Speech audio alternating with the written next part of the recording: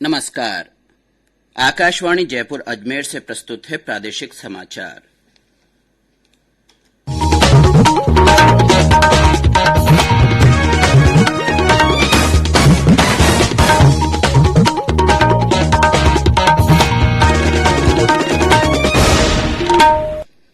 मुख्य समाचार।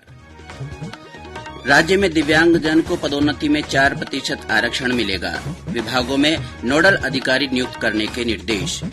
केंद्र सरकार ने 15 दिसंबर से अंतर्राष्ट्रीय उड़ान शुरू करने का फैसला किया। प्रदेश में कोरोना के नए मामलों में बढ़ोतरी से सक्रिय मामलों की संख्या 174 हुई। शिक्षा विभाग ने मानक संचालन प्रक्रिया जारी की। और जैसलमेर के थार रेगिस्तान में भारतीय सेना की दक्षिण कमान का युद्धाभ्यास दक्षिण शक्ति संपन्न।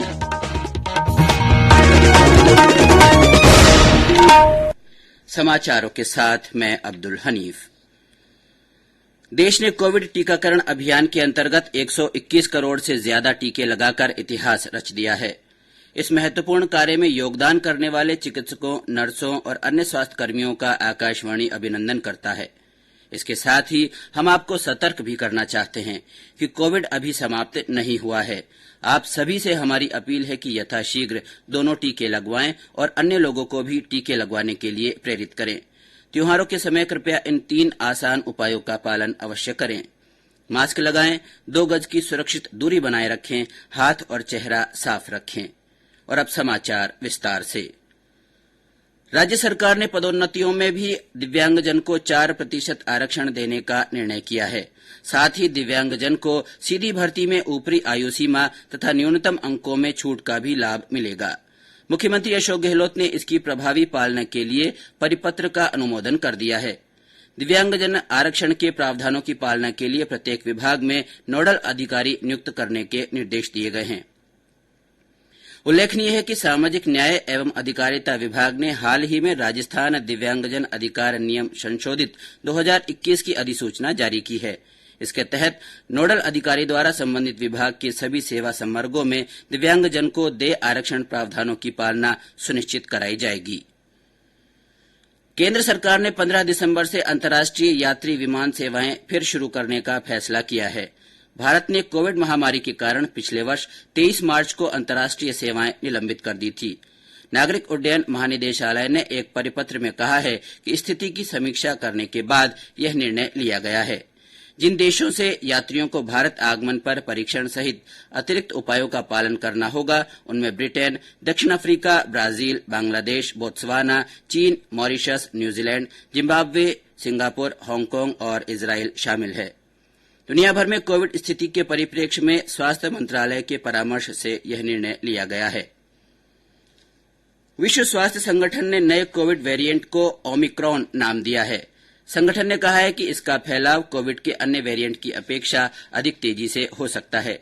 विशेषज्ञों के साथ बैठक के बाद विश्व स्वास्थ्य संगठन ने बताया कि आरंभिक प्रमाणों से संकेत मिलता है कि इस वेरिएंट से संक्रमण का जोखिम अधिक है और कोविड मानक विज्ञान में नुकसानदेह बदलाव हुआ है। संगठन ने कहा है कि हाल के सप्ताहों में दक्षिण अफ्रीका में संक्रमण तेजी से बढ़ा है। विश्व स्वास्थ्य संगठन ने कहा है कि वेरिएंट का सटीकता से पता लगाने के लिए पीसीआर परीक्षण किए जा रहे हैं। इससे पहले विश्व स्वास्थ्य संगठन ने देशों को कोविड वेरिएंट के कारण यात्राओं पर जल्दबाजी में प्रतिबंध लगाने के खिलाफ आगाह किया था तथा इस बारे में जोखिम लेने और वैज्ञानिक दृष्टिकोण अपनाने को कहा था। ये समाचार आकाशवाणी जयपुर अजमेर से प्रसारित किए जा रहे हैं। प्रादेशिक समाचार बुलेटिन आप हमारे ट्विटर हैंडल @AIRnews_जयपुर, फेसबुक पर AIR न्यूज राजस्थान और यूट्यूब पर राजस्थान AIR न्यूज पर भी सुन सकते हैं।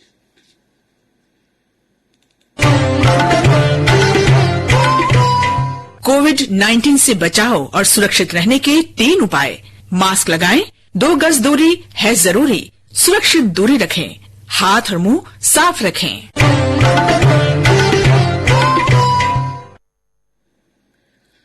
समाचारों में आपका एक बार फिर से स्वागत है।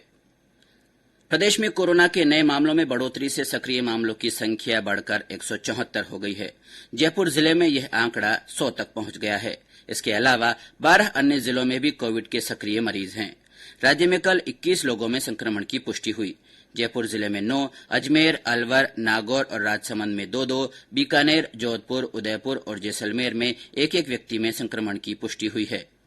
इस बीच स्वास्थ्य विभाग ने कोविड जांच की संख्या में बढ़ोतरी की है। स्कूल, कॉलेज और भीड़भाड़ वाले स्थानों पर रैंडम सैंपलिंग की जा रही है। प्रदेश में अब तक 6 करोड़ 69 लाख से अधिक कोविड वैक्सीनेशन हो चुका है। 4 करोड़ 32 लाख से ज्यादा को पहला टीका और 2 करोड़ 36 लाख से अधिक को दोनों टीके लगाए जा चुके हैं। कोविड संबंधी राष्ट्रीय हेल्पलाइन नंबर हमारी वेबसाइट newsonair.gov.in पर उपलब्ध है। गृह विभाग के दिशा निर्देशों के बाद शिक्षा विभाग ने भी कोरोना को लेकर कल नई मानक संचालन प्रक्रिया लागू कर दी है। इसके अनुसार अब विभिन्न कक्षाओं के विद्यार्थियों को आने और जाने में 15 मिनट का अंतराल रखा जाएगा। शिक्षा निदेशक कानाराम ने आकाशवाणी को बताया कि स्कूलों में संक्रमण न फैले तथा बच्चों की पढ़ाई निरंतर जारी रहे, इसके लिए मानक संचालन प्रक्रिया में व्यवस्था की गई है। जो क्लासेस ऑफलाइन लग रही है अभी, उसमें हमने पहले 100% तक अनुमत किया था। उसमें हमने ये ऑप्शन दिया है कि यदि कोई विद्यार्थी ऑफलाइन अटेंड नहीं कर पा रहा है तो उसके लिए ऑनलाइन की व्यवस्था है वो कंटिन्यू जारी रहेगी। इसके अलावा प्रार्थना सभा को और जो अन्य कार्यक्रम जिसमें भीड़भाड़ रहती है उसको अभी हमने आगामी आदेश में बंद कर दिया है। साथ ही साथ विद्यालय में देखा गया कि बच्चे एक साथ आते हैं और एक साथ जाते हैं, जिससे काफी ज्यादा क्राउड रहता है, तो हमने उनको शिफ्ट में कर दिया। जैसे 9 से 12 वाले बच्चे एक टाइम आएंगे, देन उसके 15 मिनट बाद जो है 6 से 8 वाले आएंगे, देन उसके 15 मिनट बाद जो है पहले से 5 ही वाले आएंगे। इसी तरीके से जो बच्चे वापस स्कूल से घर जाएंगे।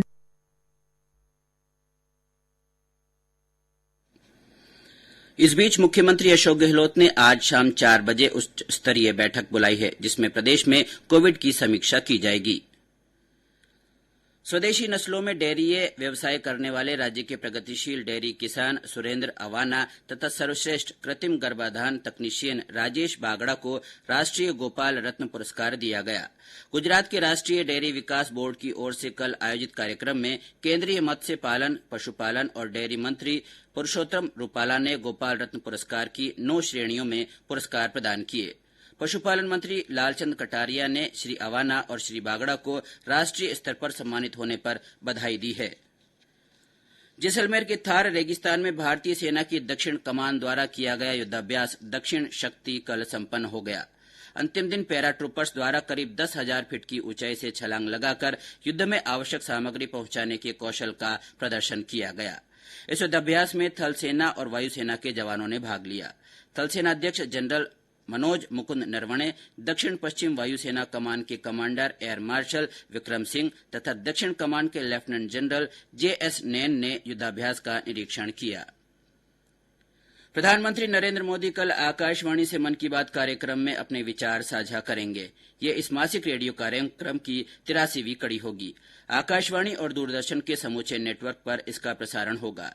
कार्यक्रम आकाशवाणी समाचार की वेबसाइट और न्यूज ऑन AIR ऐप पर भी उपलब्ध रहेगा।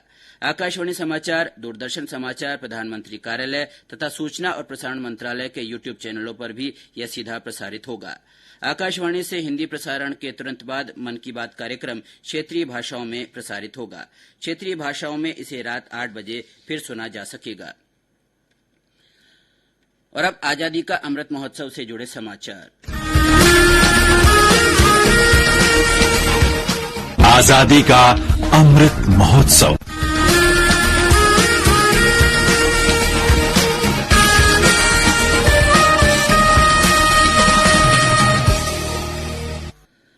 अमृत महोत्सव के तहत जयपुर के जवाहर कला केंद्र में कल शाम शामे कव्वाली का आयोजन किया गया। जवाहर कला केंद्र तथा कला और संस्कृति विभाग की ओर से आयोजित कार्यक्रम में साबरी बंधुओं ने कव्वालियां पेश की। और अब अंत में मुख्य समाचार एक बार फिर। राज्य में दिव्यांगजन को पदोन्नति में 4% आरक्षण मिलेगा। विभागों में नोडल अधिकारी नियुक्त करने के निर्देश दिए गए हैं।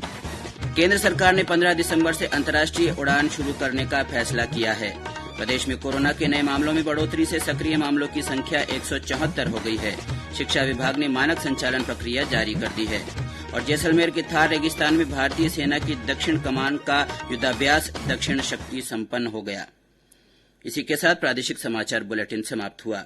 हमारा अगला बुलेटिन हिंदी में दोपहर 12:30 बजे प्रसारित होगा। नमस्कार।